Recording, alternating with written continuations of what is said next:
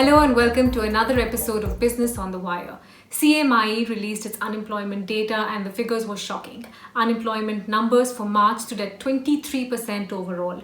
To dissect that and to understand what exactly was going on both before the lockdown period and after across most parts of India, joining me now is Mahesh Vyas of CMIE. Mahesh, thanks very much for joining in. It looks like the lockdown and this entire situation has turned a statistician and economist into a philosopher. I read your last piece where you said that looking for unemployment data is like looking for water in the ocean, and most unfortunately, you did find a lot of water. Oh, yes. We had to figure out, otherwise, we would starve to death. So we had to think quickly, and the CMI team worked really wonderfully. The field team, the IT team, the systems, everybody really was very innovative in thinking on how the survey can continue. Because, we have been very proud in saying that the survey never stops. Yeah. It just continues. Since Jan 2014, we never stopped the survey. And I'm very happy to report that CMI did not stop the survey, really speaking. We switched to doing telephonic surveys when the lockdown came in. I am, of course, going to ask you more about the data collection process, Mahesh. But the last time we spoke and we talked about unemployment figures at that point, urban unemployment for the youth was far higher, bubbling at the 16 to 18% rate, even within urban pockets in India. Have you been able to slice this data to figure out what exactly happened with urban youth through this headline number of 23%? So, you see, the March numbers themselves were disappointing at 8.74%. And we were a little worried looking at the weekly numbers that March was turning out to be worse than our expectations. And it turned out to be 8.74%. In reality, it should be a little higher than that. If you a little more correctly count for that last week. So that last week hasn't been entirely been accounted for in the March number. So therefore, it was very important for us to show the last week of March separately. Now, when we did that, we were constrained because we had very little data. The sample size was just 2,300 observations, and the number was 23%, 24%, much higher than the 8.78% that we were seeing. So this is like a 3x, 4x. And we said, hold on, the sample is too small. We will not release this number. Then the telephonic survey became very active. We were getting over 450 observations per day. We finally landed up with 9,500 households in the observations in the first week of April. And that gave us 23% again. Now, we studied the distribution of this data record by record, seeing where the movement was, what kind of movement this is. And we felt that this is really, really true. And once we got that confidence, we released the numbers both for the last week of March and for the first week of April. And the number turns out to be 23% or so. I am, of course, going to scratch the point about, the data collection, Mahesh, and what happened with other figures like the labor rates, etc. But, the last time we spoke, Mahesh, you pointed out that even with a high unemployment rate, the bigger problem was what was happening with the youth, especially in these urban areas where the numbers were bubbling closer to 16 to 18%. Now, having found an overall unemployment rate of 23%, were you able to slice the data in terms of what's happening with urban youth at this point? No. The sample size is not good enough to cut this any further. So we can see the numbers for rural and urban as well, but I wouldn't even go there. I would just say that there is good all India representation, but the sample size for age groups or occupation groups or any other grouping is fraught with danger. So I wouldn't go there right now. I think I should wait for some time before we get more data. Maybe by the end of April, when we are in the first week or the 1st of May, we will have much better data to answer your question more adequately. I am going back to your data, Mahesh, and I'm looking at the labor participation rate in March, which was 41.9%. Of course, in the previous month of February, much higher or a bit higher at 42.6%. But, the point that you've made is that this labor participation rate or the employment rate was actually falling before the lockdown. So the weeks before that as well saw some slippage. What was the story unfolding in the data even before the lockdown was announced? So, so the labor statistics has has shown one thing, that after the decline in the labor participation rate in 2019, there was in 2018 and 19 to an extent there was a stabilization of the labor participation rate, and there was a hope, I may say, no data, but there was a hope that it has bottomed out and the labor participation rate should start rising slowly after this. But that did not happen. Labor participation rate still remained kind of weak, and the unemployment rate kept touching 8% very often. So it looked like it was hesitant to stay at 8%, but it still was quite high at 8% or so, with a low labor participation rate. So that was worrisome, a low labor participation rate and still a stable 7 to 8% unemployment rate. So there was this weakness in the labor statistics anyway, which was also shown better still in the employment rate, which was still declining marginally. But you add this with the other data that CMI compiles, which is the performance of the corporate sector or the investment scenario. So what we see in these two data sets is actually a good explanation of what we see in the labor statistics. So first, let us look at the corporate sector's performance in 1920. Corporate sector had a very good run in 1819. Their top line grew well, their profits grew well, their assets did not grow well in the sense that they did not invest into net fixed assets, but they had good profitability and they had a good top line, inflation adjusted as well. Then in 1920, things changed. In 1920, each of the first 3 quarters for which data is now available, we have seen a decline in year-on-year inflation adjusted top line. Each of the 3 quarters, inflation adjusted year-on-year top line was a decline. Now, classically, I would have called this a recession. And we did call it a recession. 3 consecutive quarters of year-on-year decline is too bad. But then we did some more calculations and we found that even the inflation adjusted gross value added, which is a better number to calculate the inflation, to find out if there's a recession, even the inflation adjusted gross value added year on year was negative in each of the 3 quarters of 1920. So when we hit COVID-19 in March 2020, we were already deep in the red. We were in a recession. So this is the worst possible time that you could have thought of being hit by a lockdown. So there has been a steady decline, not a steady decline, but a steady and steep decline, and even a broad-based decline in the Indian economy's performance in 1920. And then you get hit by COVID-19. It's really the worst of anything that you could have imagined. Which is why what I found more disturbing in the figures that you published, Mahesh, was not just the unemployment rate, but the fact that employment rates fell to an all-time low. And I want to tie this in with, what we've seen panning out over the last couple of weeks, which is large swaths of migrants moving from urban pockets, and a migrant crisis almost unfolding as they moved back to wherever home was for them. Have you had access to this employment rate fall to an all-time low and been able to tie it in with the migrant labor movement as well? The two are quite disconnected in a sense, because I don't have the breakup of this migrant non-migrant stuff. But the employment rate is, in my opinion, the most important indicator in the labor statistics we put out. And the while the labor participation rate has been stable, the employment rate has been declining, which means that a lesser and lesser proportion of Indians who could be employed are actually employed.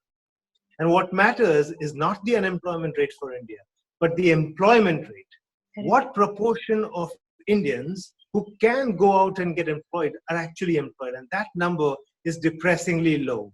Now, if you connect this, or if you like to connect this with the migrants, let me point out this one very important caveat, that the numbers that CMI gives out does not even capture the migrants adequately, because this is a household survey based on a panel of households which are kind of required to be stable.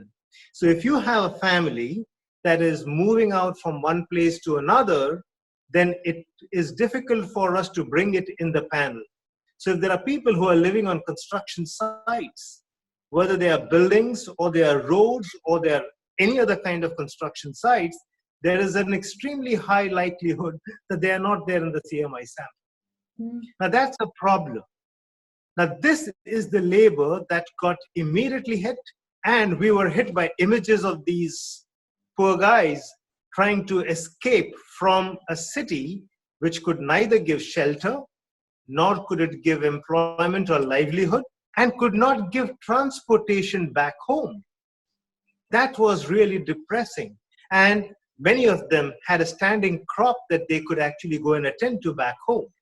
So they could visualize a crop rotting or a crop that they could earn a livelihood by harvesting as agricultural laborers. And they could not reach there, even if they had little money in their pockets. That money was useless. It couldn't buy transportation to go back home. So I think the 23% number that CMI puts out does not adequately capture this pain. So I think the pain that the Indian economy is going through and the people of India are going through in the shutdown is a lot worse than the 23% numbers that we are talking about. So the reason I was trying to get at that figure, Mahesh, is because I'm, trying to get a handle on what pure job losses stood at. I mean, the former chief statistician Pranab Sen reckons that in this 2-week period, approximately 50 million jobs could have been lost. Have you any access to data that would justify that, or that would explain that figure? And have you had similar findings in terms of pure job losses and where they stand at? I wouldn't venture out there. We estimated that the loss of jobs was of the order of, in March, it was of the order of 15 million. But in those weeks when the unemployment rate went up so sharply, it's quite likely the numbers 50 million could be even more. But I wouldn't venture out on that as yet. I'll wait for a few more weeks to get a handle on that number. But Dr. Pranab Sen has great experience in dealing with this subject, and I will take his numbers seriously. What's your sense of how we emerge from this, Mahesh? I mean, so many tectonic shifts have taken place for the economy and for the country largely. What do you think the starting points will be when we do emerge from a post-COVID era? I mean, does the figure start at 8% or does it start at 23%? What do you think the steps of walking ourselves out of this situation will look like? Well, I think it's reasonable to visualize a situation which will not be sudden. In the sense, you can suddenly bring the economy to a halt. And that's what we did. But I don't think the economy can be switched on just as easily as it could be switched off.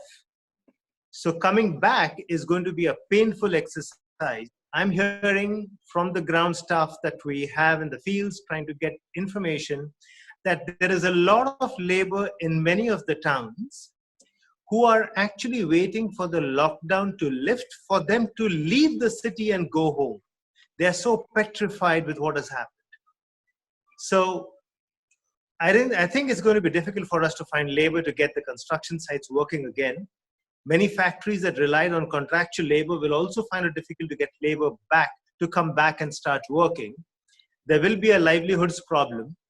But the need will be for a kind of a bailout for the people. They have been so petrified by being told that there is a terrible disease out there. There are people in villages who are keeping at bay people who have come from the cities. So I think it will take a long time for us to recover from this shock. It's been a very severe shock.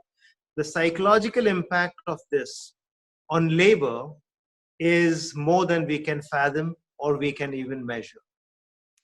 Were you able to get a sense of how this may pan out industry wise, Mahesh, on the point you made about labor? I mean, I know the sample size was smaller when you worked through it in March, but the ones that come to mind in terms of industries being hit hardest include, of course, travel, retail that you alluded to. Were you able to get a sense of which sectors stand as more vulnerable than the others? No, the data doesn't permit us to tell us that as yet.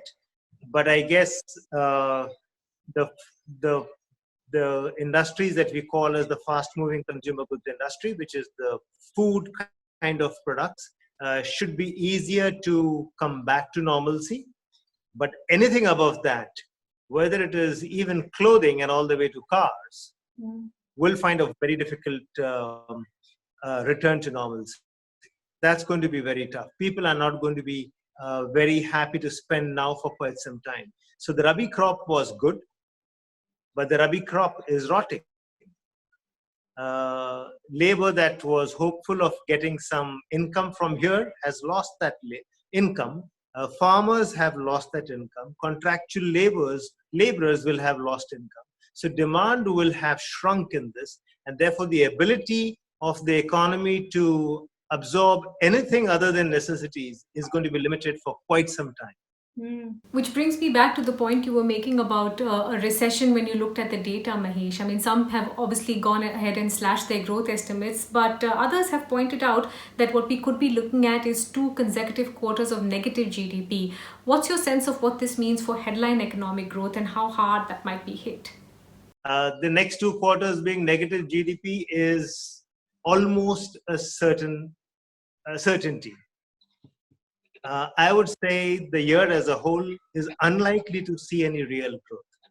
So I sound very terrible, but uh, I see it difficult for the economy to come back to normalcy. You have a crop that got damaged, you got incomes that got hit badly, and you have industries which will find it difficult to come back. So a package from the government is, I think, very important.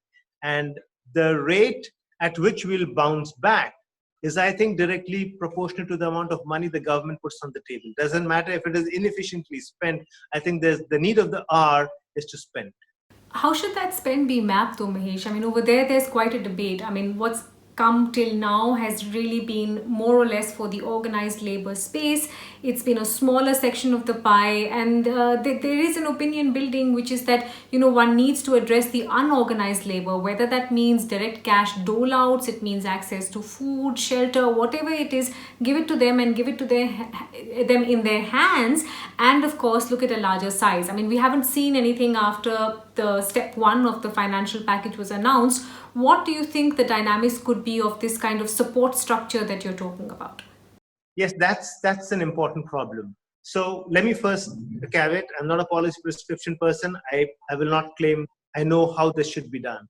All I can say is that there's nothing else that will restart the economy. It's important for the government to come in and for economists who specialize in this activity and others who have been involved in the administration or in the administrative machinery to figure out how the money can be taken to the people. Now, mind you, we have DBT, we have made a lot of progress in having Jandan accounts. There's a lot of progress that has been made in the recent past that makes it possible for the government to reach out.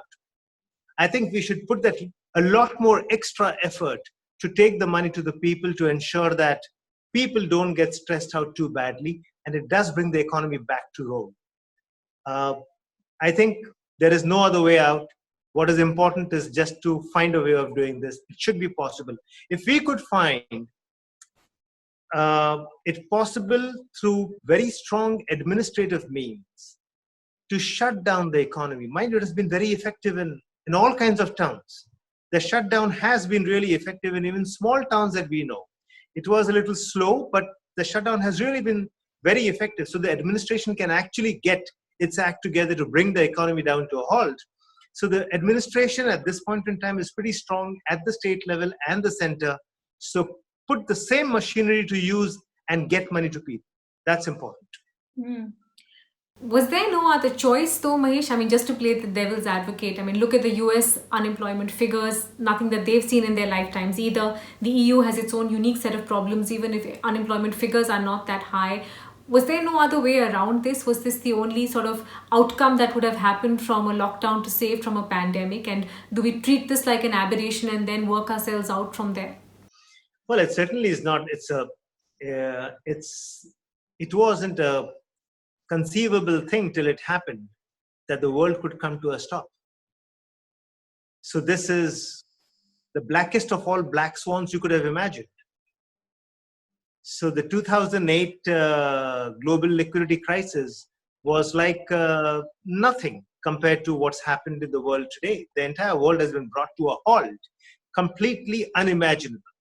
So I think extraordinary situations require us to come out with extraordinary responses. And I think the entire machinery from center to states, and states are very important in this, in bringing them on board to spend that money. I think that's the way forward. If I had to ask you candidly, though, Mahesh, what kind of figures you think might come out over the next couple of months or the next 6 months, both on the unemployment headline rate and on employment rate figures? What kind of numbers do you think we should brace ourselves for? I can't hazard a great guess over there. I've never seen this before, and I think it's pointless to give a number. It's just pointless. Is this 23% going to stay? There's good reason to believe it can go higher. So it can go up to even 30%, maybe even more. I have no reason to believe it cannot go up. So I was initially shocked when I saw 23% because I'm used to seeing 7 to 8%. But now the shock is over. So, I can't say where this is going to go. It looks pretty bad. It does indeed, Mahesh. Was there a sense of what's going on with the smaller businesses and smaller enterprises, Mahesh? I mean, we have a recent example from demonetization and how that pocket got crunched down when money got pulled out of the system.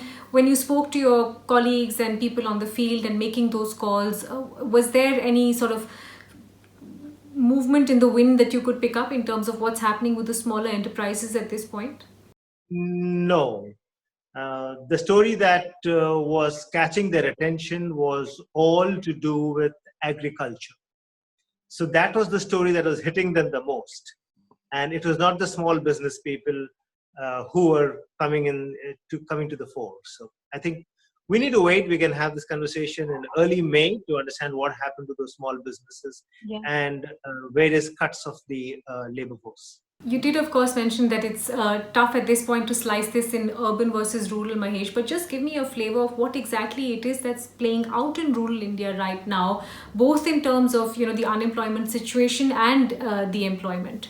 So I think the rural India has been hit a little more than urban India. So urban India always has worse labor statistics than rural India. But given where they were before this hit happened, rural India is showing a lot more stress than urban India is showing at the moment. I can't explain it excepting for the fact that this was Rabi harvesting period and that these worst numbers could have something to do with that. But honestly, I can't explain it. And I only have a number, but I don't have the explanations to it because I can't disaggregate this. Till I cannot disaggregate it, I cannot give you anything more than this. All I can say is anecdotally, the migrants have not yet been counted by us adequately. So the reality is worse than 23% is all that I can say. I want to also give you the opportunity, Mahesh, to set out what exactly happened in terms of the sample size collection. Some economists have pointed out that the sample size is too small, may not be adequately reflective of the situation as it stands. What exactly was happening when you were going out to collect the data, and what is the sizes that you finally worked with versus what you usually mine your data off from? Okay, so let's break it out bit by bit. The first thing is that when we do monthly estimates, it's based on a sample size of 117,000 observations in a month. That's a very large sample to make an estimate for a month. In the month of March, because of the lockdown that started progressively from the middle of March and then became a complete lockdown in the last week, this number of 117,000 dropped to 83,000. I think 83,000 is an exceedingly reliable number. it cannot be claimed that this number is too small to make an estimate. So I don't think there's a problem with the sample for for March, which tells us that the unemployment rate was 8.7%. Now, let's look at the 2 weeks where the sample is much smaller. So in a week, we usually get a sample size of 25,000. Okay, so that's a fairly good sample, 25,000 in a week. Now, in the week ended 29th of March, we could get observations only for 2,400 observations. So 25,000 drops to 2,400. And we saw a number like 23.8% unemployment rate. We saw that and we said, nah, we don't believe this. We are not sure. Although, I must tell you that we looked at the sample record by record and saw if there was any specific noise from a specific area or a specific kind of people, like all this stress is only from daily wage earners or it is only in agricultural laborers. And we saw the distribution to be fairly good across all types of cuts that we could see in that little sample. So there was no reason for us to doubt the number. Mind you, 2,400 observations is not a bad observation, not a bad sample size for making an estimate of unemployment. Unemployment is almost a binary number.